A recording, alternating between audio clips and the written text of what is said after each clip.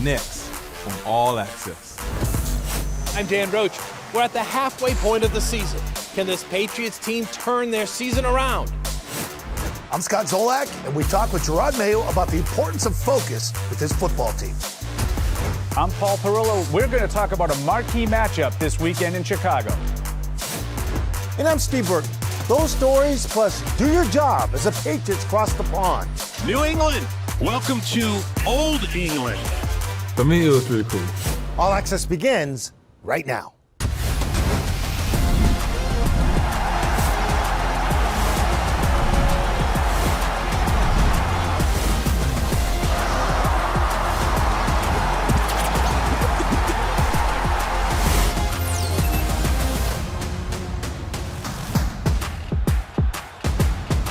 Close, but not enough, as New England drops to 2-7.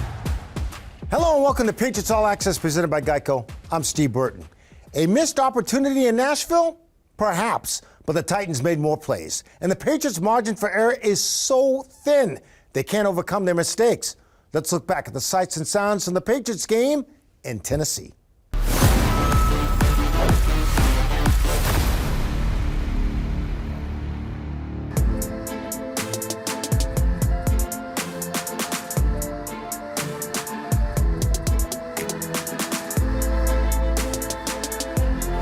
Thank you so much, man. I really appreciate it, bro. Let's go, baby. Let's go. Pass. Hey, playmakers on 3. 1,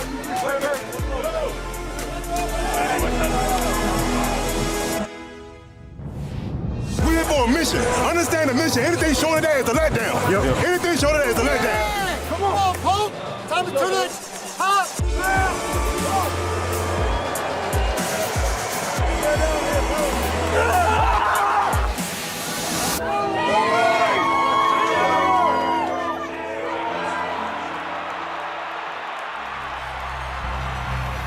Right-footed line drive is headed toward Marcus Jones. Backpedaling from the near side 4. Across the 10. Cuts to the left. Weaves his way outside 15-20. Jones left sideline 30. Jones to the 35-40. Stays on his feet. Across the 45.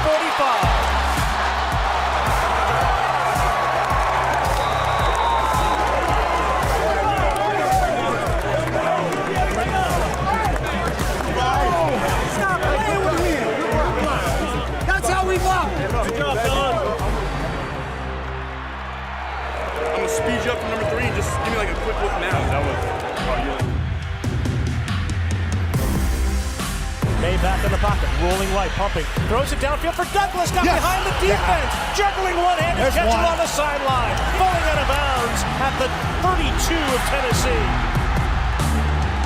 Maye in the gun, with Stevenson to his right, Rhamondre takes the handoff, he runs up the middle, he's in, touchdown, Patriots!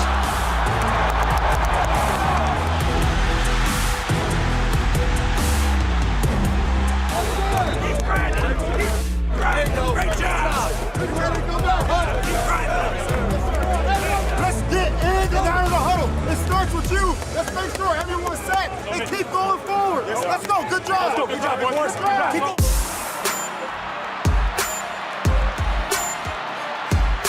Shorter high snap. Rudolph is back in the pocket. Looking left. Lobs a throw toward the end zone. Open. Touchdown. Westbrook is hit. Let's go, man. Let's go, dog. Just like last week, brother. Just like last week. Snap to Maye. Drops back. Looks down the middle. Throws to the middle. Passes. Caught at the 5. The snap to Maye. Back 2 steps. Looks to the end zone. He pumps. He backs up. He slides left. He looks in the left corner. Now he rolls to his right. He pulls up in the middle of the field. Drake Maye eludes a defender. Running to his left. Looking to the end zone. Trying to keep the play alive. Falling down. He throws to the end zone. It's caught! Touchdown! Rhamondre Stevenson! Let's go. That's it, buddy.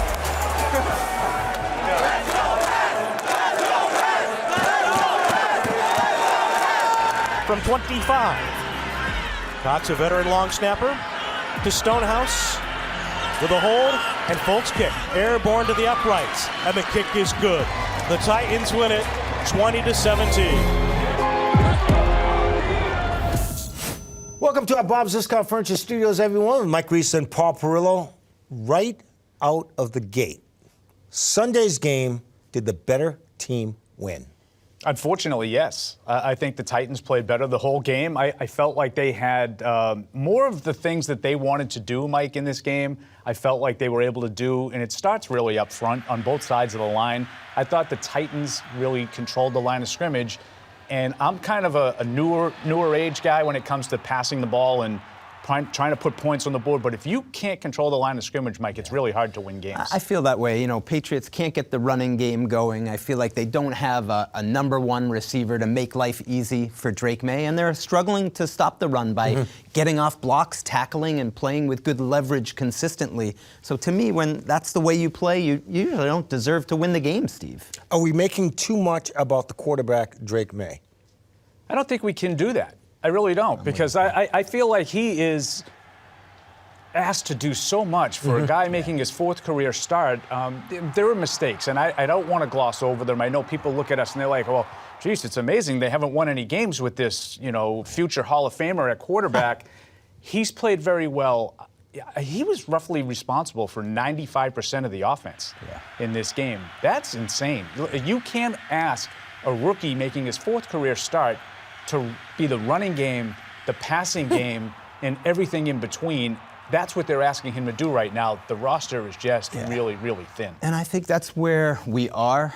We're just analyzing this team. You have the short-term picture where the better team won the game. The Titans won the game. But the longer-term picture of promise for the Patriots, because when you have a quarterback like Drake, if you can correctly build around him, you have a chance. I'm not saying it's going to happen, but you have a chance going forward. And I think, to me, that's what his performance, Paul, in that game showed me. This game ended, and we immediately start to do a post-game show.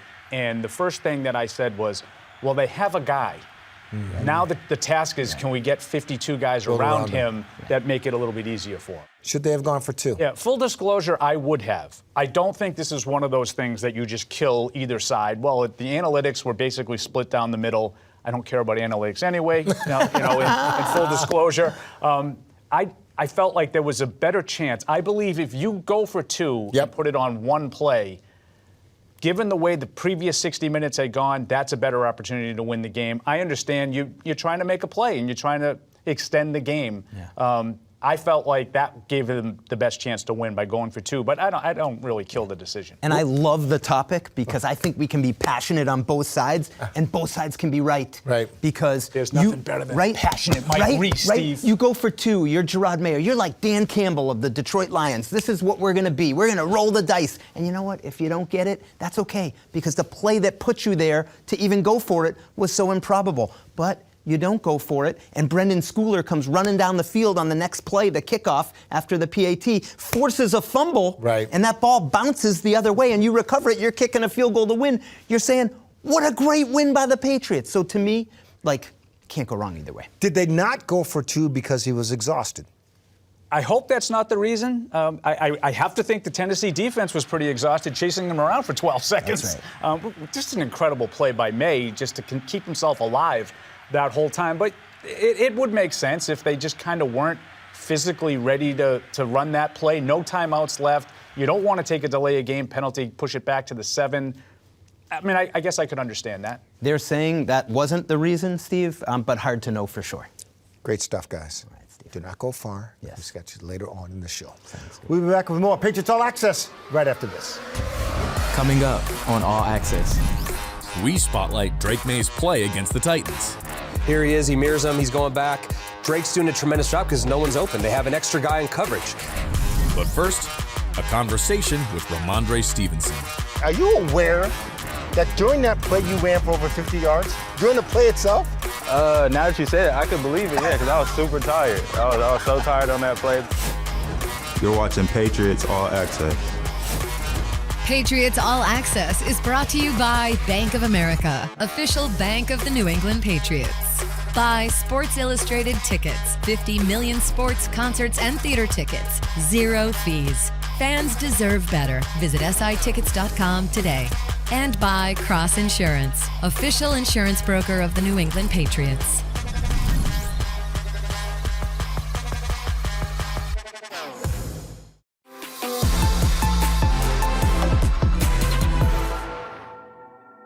All right, welcome back to Patriots All Access. Time to sit down and talk with Jerod Mayo. And Jerod, before we get to the game against Chicago, just your thoughts on the Titans game. Yeah, disappointing to leave there with the loss. In saying that, the guys did go out there and, they competed. They competed all the way through overtime. And, there were plays to be made. And I always tell these guys it's not just one play. You can say the 2-point, go for it, don't go for it. You can say, Booty knocked the ball down. But there were so many plays in there that could change the outcome of the game that we just didn't make. And it falls on me to get the guys to focus. The average play is 6 seconds per play. Right. Focus for 6 second increments. Give it everything you have, and hopefully the outcome will turn out differently. One of the interesting things to me is, okay, so you scored there at the end. I'm sitting in the post game right there. I'm next to you about 10 feet away. Somebody asked you about going for 2. I kind of looked, and I'm like, it never entered my mind. Because for me, it just felt calling the game. You're exhausted, like, yes, we're going to overtime. Your thoughts on going for 2, because you were pressed on this. Yeah, so I thought the coaching staff, again, like trying to pull out some of the positives, I thought the coaching staff did a great job staying ahead of the game. And so we had a call ready to go. It ultimately falls on me and my decision, and I thought the best thing to do for the team was to kick the extra point, the defense go out there against that offense, get the ball back, and then you know what you have to do. You know what you have to do. And I will say, even with all those things that have happened, and again, there's more than one play, we still had an opportunity at the end of the game to go down and win it. So it's disappointing. And multiple balls on the ground, too. There were chances there, too. There were absolutely chances. There's another young guy, Caleb Williams, who you're playing this week against the Bears, went number 1. How much work did you guys actually do on him draft time? Because you're sitting there at 3, you knew you were going to take the quarterback, and I think this consensus was he was going 1, right? Yeah, so I know Elliott and his staff, they spent a lot of time on all those quarterbacks. For me, because, the schedule gets kind of tight, I assumed that Caleb was going to go number 1. So I did not spend a lot of time on him coming out. Now, and saying that, I've done a lot of film study now, in the pros, and he's one of those guys that, he can make all the throws, and he's very athletic, like surprisingly for me at least. And, the way he's able to extend plays, the way he's able to make all the throws, different arm angles, all those things, it's very impressive. Washington wins the game on them by a Hail Mary. There was a lazy play in the back end of the secondary.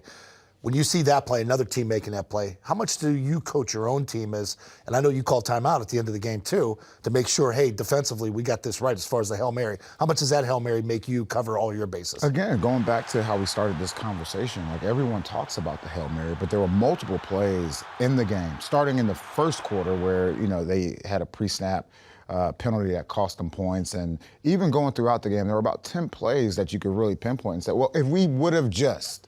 And that's a bad feeling for players. That's a bad feeling for coaches. And everyone's talking about the Hail Mary, but there were so many other opportunities that the common fan probably doesn't even go back to even realize that those things happen. So, we always learn from, going back to the Hail Mary, we always try to learn from other people's mistakes, and just having that sense of urgency on a 6 second basis.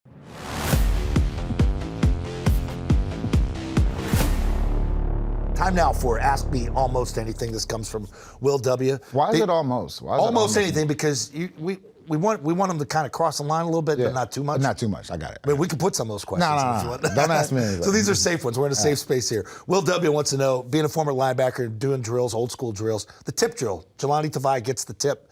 Do you guys practice that tip drill? And what about ball security, ball in the ground drill? Do you guys still do that as a team? Yeah, we practice that every single day. The tip drill's on Friday, but the tackle turnover circuits happen every single day at practice. All right, if you want to ask the coach almost anything, maybe we could cross the line next week, you got to go to patriots.com/askthecoach. We'll be back later in the show with a little side of Mayo.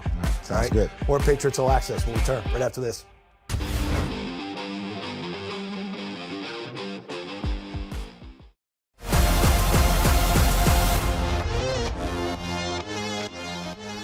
Welcome back to All Access, presented by GEICO. It's a quarterback marquee matchup in the Windy City when the Patriots, with the 3rd overall pick, Drake Maye, travel to Chicago to take on the number 1 overall pick in Caleb Williams and the Bears. Here's Dan Roach with more.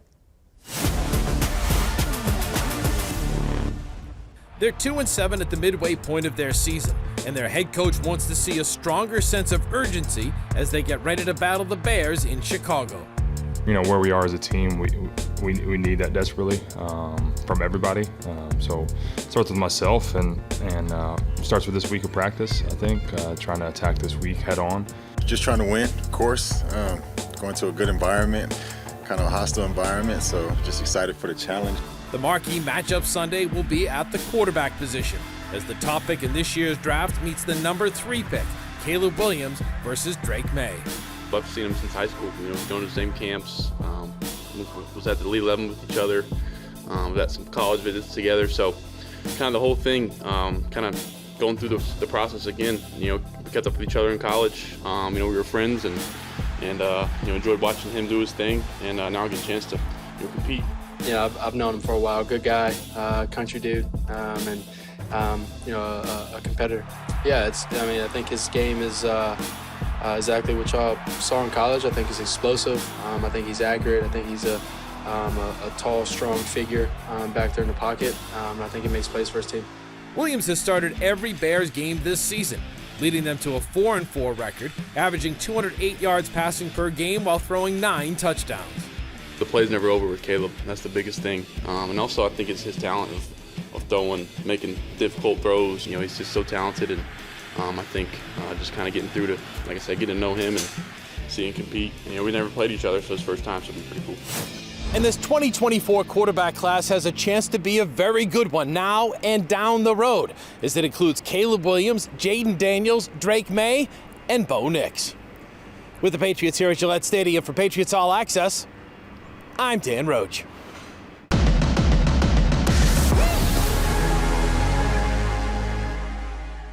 All right, Dan Roach, thank you very much for joining me now. It's Patriots running back Rhamondre Stevenson. Good to see you, my friend. Likewise. What is the mood of the team right now in that locker room? The mood of the team is, just still hard working, staying consistent with it, just trying to go get some more W's. We're optimistic in there. No one's giving up, and we're all on the same page, trying to string something together. Still confident? Of course, of course. Take me back to the last play, end of regulation, that touchdown play. Are you aware that during that play you ran for over 50 yards? During the play itself? Now that you said it, I could believe it, yeah, because I was super tired. I was so tired on that play, but yeah, it was just me trying to get open, give Drake an outlet. I was going to say, what is the mindset? You see the quarterback scrambling around. What are you trying to do? In that case, it's 0 seconds on the clock. Right. We have to score, so I'm just trying to make myself available, trying to give them any look possible to throw the ball up. And, trying to find an open area? Yep, exactly. What did that tell you about your quarterback, Drake Maye? That play right there. Just a competitor. He's going to go down swinging every time. He's not going to, give up. If there's 1 second on the clock, there's a chance for us to still win. Normally, you guys practice scramble drills, but normally in a scramble drill, it's with the quarterback, receivers, the tight ends. Do you take part in that? Do the running backs take part in that? And if so, what do you do? Well, usually as a running back, we stay short. We never the deep man or anything like that. Right. But I think, what was that, a 5-yard? 5-yard play. touchdown. So we were in it. Just like all the receivers and stuff like that. So it was just we got to get open, we got to score, and take it to OT. As a running back, it's not your job to call the plays, and I understand that. It's not your job to be on the offensive line. But how do you, as a leader, get the whole running back group going? Just staying fundamentally sound. Just not trying to make a huge play, the wrong cut, things like that. Just do what you're coached to do. Get behind your pads, and we could all get 2 or 3 yards in there somewhere. So there's always something to get. How hungry is this football team to pick up that 3rd win? Very hungry, very hungry. We're in here every week working as hard as we can. Nobody's wavered or anything like that, so I'm looking forward to getting another W. Good luck in the windy city of Chicago. Yes, sir. Appreciate it. Rhamondre Stevenson, thank you. Good luck on Sunday. Yeah, thank you. All right.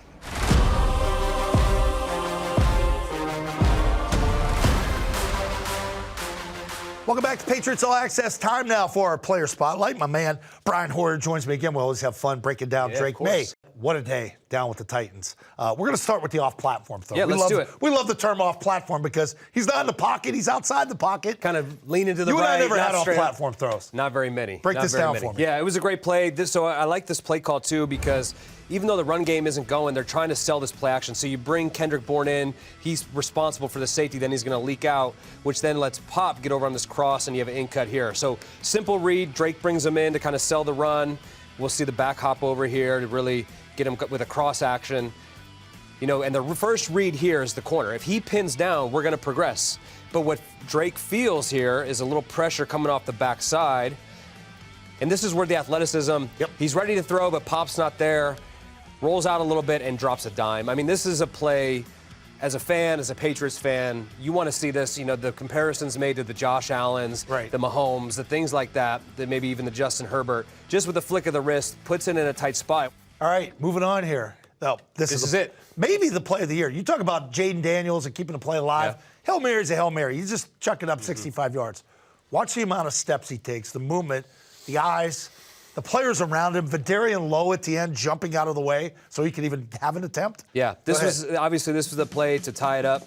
And I think the number one thing I see here, and this is, you know, down in the red zone, what are teams going to do? Either max coverage or max pressure. So we see right off the bat, Tennessee drops one of their defensive linemen into coverage, and if anything, you kind of see him start to spy Drake. Here he is, he mirrors him, he's going back. Drake's doing a tremendous job because no one's open. They have an extra guy in coverage. So he's doing a good job. He realizes this is the game is on the line. I got to do whatever. And here's a little, you know, I could have never done that. But a little jab, get this guy to make a miss, extend the play as long as you can. And these guys getting out of the way. Yeah, and here, you know, I saw this the other day. Hunter Henry gets pushed out of bounds. He does a tremendous job of not trying to come back into play. And you even see here in a second, he kind of waves to him because he sees Drake looking at him. He goes, no, I'm out of bounds. You can't throw me the ball. And at the end, is funny because I've heard the breakdowns after this game. This is great by Hunter Henry. Yeah. You can bring up a great point like, hey, I'm out. I'm out. Don't throw me the ball. Throw it. So Drake sees that. He's like, oh, man, time's winding down. And Rhamondre doesn't get enough credit here. As a running back, you never practice. You're not practicing scramble drills. No. The receivers, the tight ends, they are. But he starts to feel Drake. He's trying to mirror him. He sees Drake come back. And this is going to be the difference right here. You let this play. He sees him, makes a quick move, and Drake feels it at the last second and knows that this space is out here. Just loft it out there and let him go get the ball. A tremendous play to keep the team in it. They get it to overtime. They hold him to a field goal. Did he get too greedy here? This is tough because I think we're going to look at the positives and negatives. Yeah. Here. No, look, I mean, this is a play, and I've seen this play run before, and you're trying to take a shot. And the one thing I would say is, right off the bat, it kind of appears that the safety's going to hang here. In reality, is he open? Yes, but Drake would probably, to beat this safety, would have to throw it 70 yards and keep this receiver down the numbers because he's going to go. He's got the angle. And so is it being greedy? I like him, the aggressiveness, but in this situation, maybe you say, hey, I don't know if I can beat this guy with that throw. I don't think there's really, I mean, because it is cover 3, this guy should get back here, but because of this half roll, he hangs for a second. So maybe that gave Drake the idea, man, he's hanging, I might be able to get it there. Yeah, and this is, I mean, it's a good pass to be able to take a shot down the field. It's hard in that moment when you see this, you want to take that chance. In order to, if you wanted to complete this, it's got to be thrown here, and that would take. Come on, it's a Josh Allen throw. Yeah, that's a Josh Allen throw, and I know we're getting there to the comparisons, but this is one of those throws that you got to understand. I mean, that's a 15-yard difference, and you got to throw it further back across. So I don't disagree with it, but it obviously didn't end in their favor here. Good stuff, bro. There's your player spotlight. There's your breakdown with Drake Maye. Hopefully we'll do it again next week. More of All Access right after this. Coming up on All Access. Go behind the scenes as the Patriots staff plan an international trip. How much stuff are we taking? Because you got to pack for the game and you have to pack for practice. You're watching Patriots All Access. Patriots All Access is brought to you by Gillette Labs with Exfoliating Bar, Gillette's ultimate shaving experience.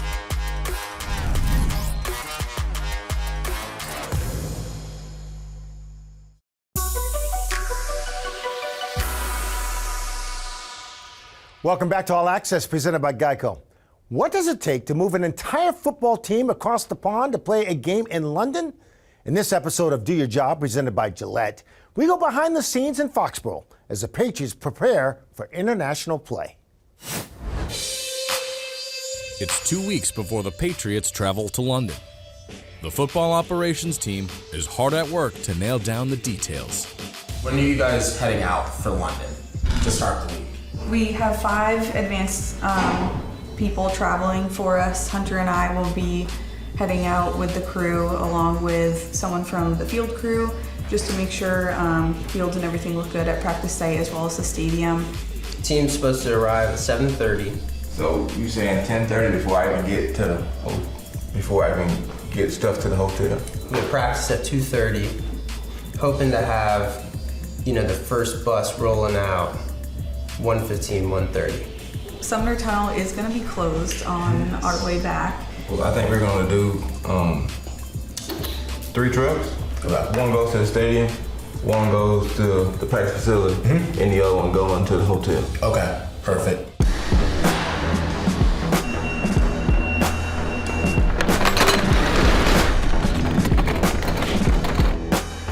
How much stuff are we taking? Because you got to pack for the game and you have to pack for practice. That's the tricky part. So we kind of overpack because you rather have it there than not need it, than you need it and don't have it.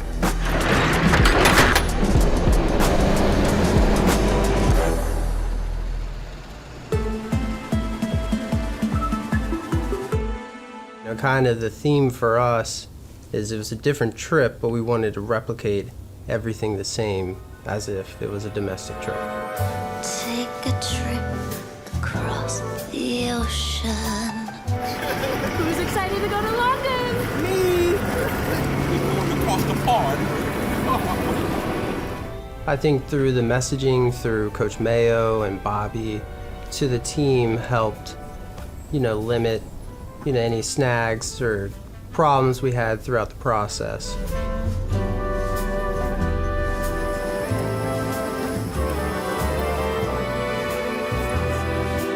It being a red eye, being a shorter flight, but then all of a sudden you get there and it's 7 a.m. Just adjusting to that time difference, not getting there and just going right to bed, trying to stay awake, push through, and then go to bed at nighttime.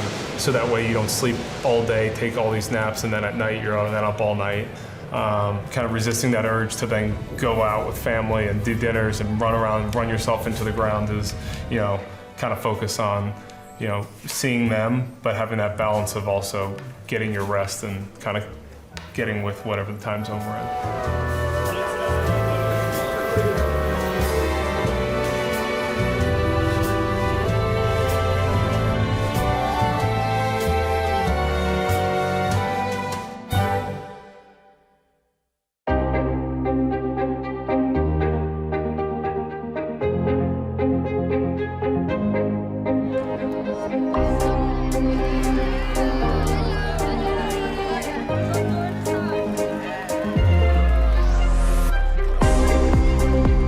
Friday practice over there at Harrow School, which was awesome. It looked like a mixture between a boarding school and something off Harry Potter. Old, but also majestic, but just kind of like to take a step back and look at the whole building and the layout.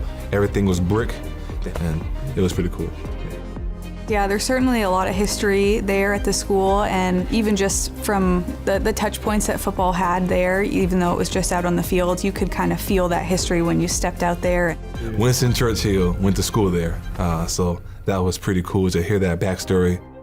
Hi, everybody, and welcome. I'm Bob Sosi from 98.5 The Sports Hub and the Patriots radio broadcasts, and I'm pleased to be joined by Elliot Wolf, Executive Vice President of Player Personnel, Director of Player Personnel, Matt Rowe, and Director of Pro Personnel, Patrick Stewart. Thanks for being here. Appreciate the opportunity to have the chance to speak to you. It's a really unique setting. Even being up on the hill and just looking down towards Wembley is pretty powerful. The experience that we just had at Chalk Talk, how historic was that? Winston Churchill, being in that room, I was looking at the chairs in front of me, 1805. Unique is not special enough. It's more than that.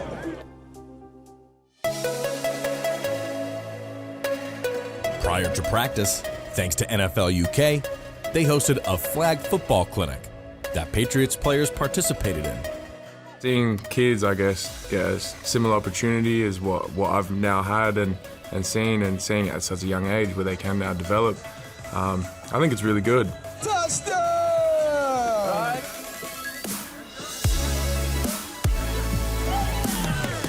1, 3, 2, 1. Meanwhile, while the Patriots were on the practice field, 130 sponsors were on hand, watching while being treated to a gourmet spread. Then to be on this beautiful field, being able to watch practice, this amazing hospitality, it gives me chills, I have to say. It's just fantastic. We'll have more Do Your Job in London after this timeout.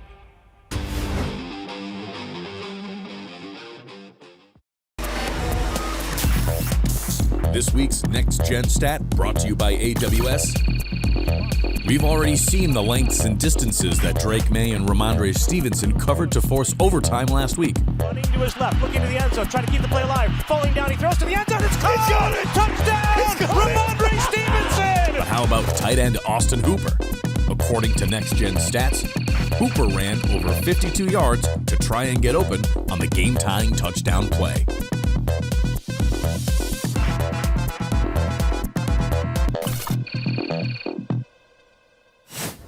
Welcome back to All Access, presented by GEICO. Let's continue with our behind-the-scenes look as the Patriots travel to London, England. One of the other challenges of a longer road trip is properly feeding a roster of 70 players. It was my 4th international trip. Preparing for an international game is more than preparing for a Super Bowl. Wow. And so when the schedule comes out and it says, you're going international, it's like, all right, wow, we got to get going here because there's a lot to do.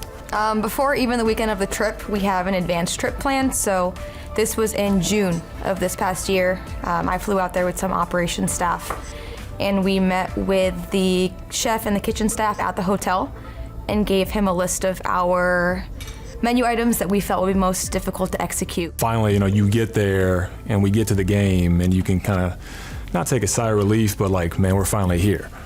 So much work goes into it to where you're finally there and you're just excited to see the outcome.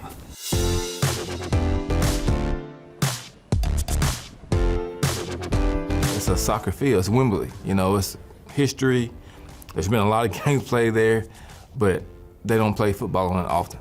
So when you go over there on Saturday morning to set it up, it took me a minute to orient myself. I had to walk around, okay, I'm gonna put offense in this locker room, I'm gonna put defense in this locker room, I'm gonna put the coaches in the middle.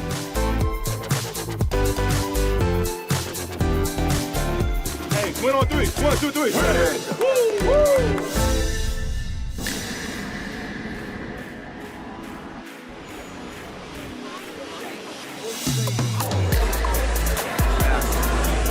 The night before the game, the owners sped across town to greet 800 rabid UK Patriots fans.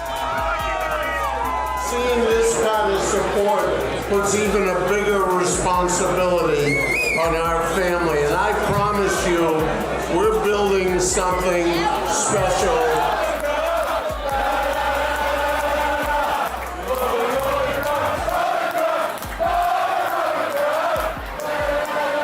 I was so inspired by all of you. We gotta do a shot at tequila and say thank you to all of you.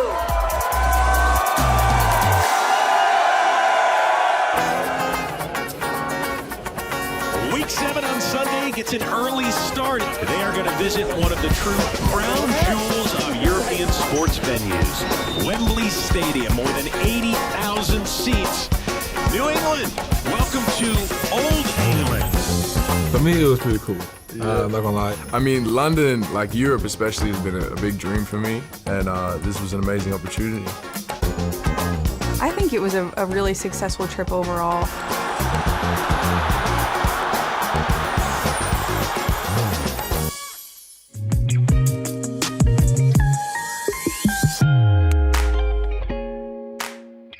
Welcome back to Patriots All Access time now for A Side of Mayo, brought to you by our friends at Hellman's. I've talked to you before about talking to other coaches about being a head coach, guys like Mike Tomlin, Tony Dungy. Did you ever get a chance to talk with Doc Rivers? I met him a few times, but Joe Mazzulla and I have a good relationship. Joe's great. Yeah. Joe's great. I am a huge fan of Doc Rivers and, watched the documentaries and things like that, and he's done a good job. He's been through it all. Yes. He's bounced around, and he has some advice for coaches, and he talks about being a head coach. He says, Here's a quote from him. It's completely different. You have to communicate differently. You have so many things thrown at them now that so many people are pulling on them from different angles. They have their own brand and likeness and everything else. And it's real, and you feel that. You have to be very careful, even as a coach, about what you say. The juggling of everything, is it, you're sort of knowing this is what I got to do, this is what I can't do, right? Yeah, well, for me, behind closed doors, we have very open communication. And I think it's important to be transparent with the players. And we can say, this generation's different, but the generation before me, they call it my generation soft, and I don't think I'm soft, mentally. And so, when I think about it, I think it's important for coaches to know what lever to pull to get guys to go out there and play with 100% effort on a down-after-down basis. I think I think it translates to the show, too. Like, you're pretty open with me. Yeah. We appreciate it. I think the fans appreciate it. No, but we built a level of trust. Yeah. We built a level of trust, and I think that's where it starts with. And I always talk about, the players, they have to know that you care about them as an individual before you even get into the X's and O's. Right. Good luck in Chicago. Great city. Appreciate you. Go get him. There's your head coach with a side of Mayo. More Patriots All Access right after this. Patriots All Access is brought to you by Bank of America, official bank of the New England Patriots. By Sports Illustrated Tickets, 50 million sports, concerts, and theater tickets, 0 fees. Fans deserve better. Visit sitickets.com today. And by Cross Insurance, official insurance broker of the New England Patriots.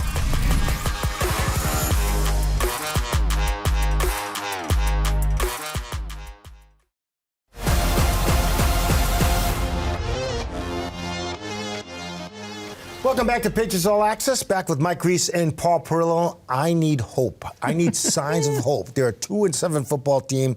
Season still has to take shape here. Yeah. Give me some hope. What are we looking for the rest of the way with this football team and the roster, for that matter? Yeah, well, I would look, obviously, with Drake Maye, but beyond him, I think you need to find other young guys that might be here, Mike, say 2, 3, 4 years down the road and grow with him.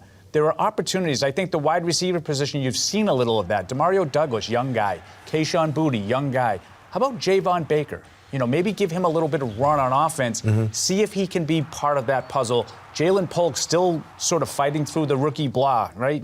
Get him over that wall. Get these guys a little bit more playing time. See if there's something there. Same thing on defense. You get some younger guys in the secondary, Mike. See if some of these guys can maybe take some of the snaps from a Jonathan Jones, great Patriot, right? Great Patriot, but maybe see if, an Alex Austin, is there something there that you can work with, down the road? Go back to something, Paul, you just said about Jalen Polk.